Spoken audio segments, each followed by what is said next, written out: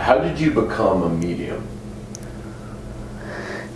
Well, the short answer is that I got struck by lightning, indirectly, when I was 13 years old, because I neglected to come in fast enough from a thunderstorm that was happening.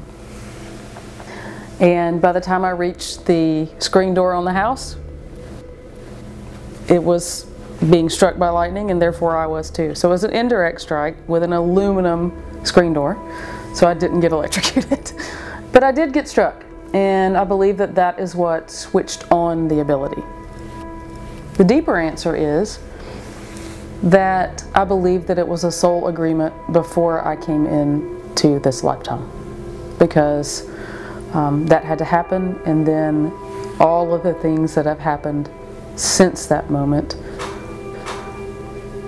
led into me being a medium, meaning that I had a lot of loved ones die, and they came to me in dreams, and they gave me messages for other family members, and at first it scared me, and then it became a little easier as my understanding of what happens after we die developed.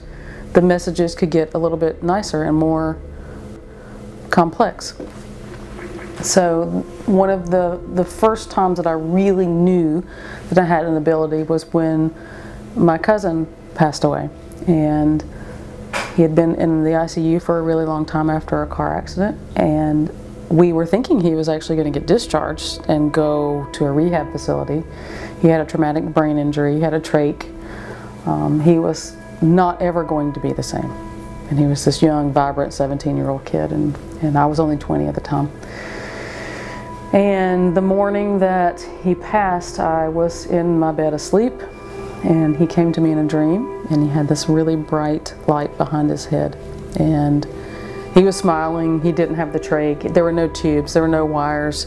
He had this golden necklace on with this eagle shimmering that was his favorite necklace, and a white t-shirt.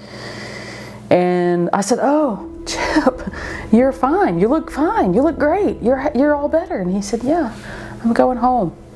And he smiled really big, and then the phone rang, and it was my aunt telling me that he had just passed, he had just died.